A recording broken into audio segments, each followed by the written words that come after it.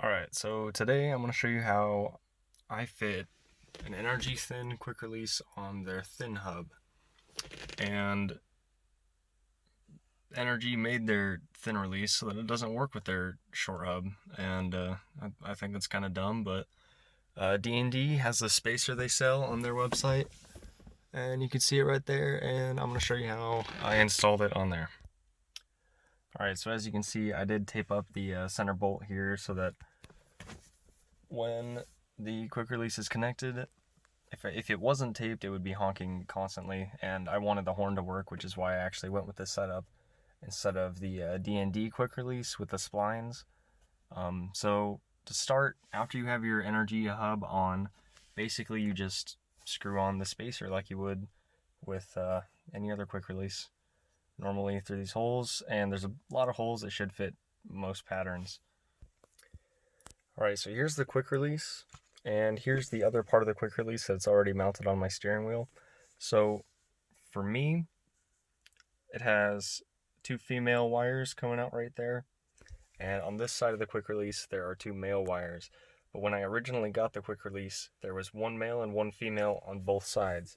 So I had to take them off with the tiny nut and bolt right there and just swap them over, and the wires still work, the horn still works. I'll show you at the end.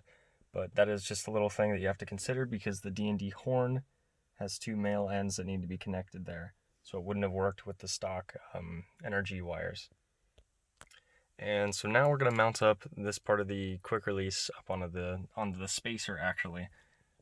Spacer's mounted to the hub, and then the quick release is mounted to the spacer. And there's a lot of parts here, and it's easy to misalign the wheel. I was driving crooked for a couple days until I figured it out, and it just takes a couple tries and a lot of screwing in bolts. So I got the wires plugged in, and it is quite a challenge to get them folded in there correctly without pinching, so I'm going to do that off camera. Alright, so I got the quick release bolted on to the spacer, and now we move on to the horn. So I got the horn here, and I have the retaining ring that came with the NRG quick release. I taped it up with some electrical tape, just because of where it's going into the horn. If you don't, it'll stay honking. So I got the horn button here, and at the top and all around there's these grooves that enter into the middle of the horn.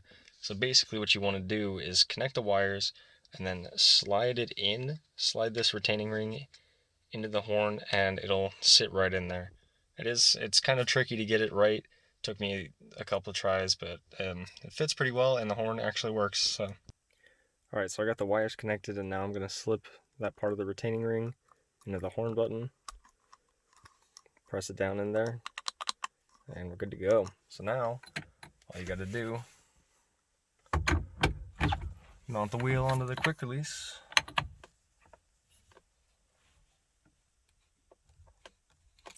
Lock it up, and you're good to go. Horn works, everything works, and DND, great quality steering wheel. Spacer fits perfectly into the thin release, and everything works as it's supposed to.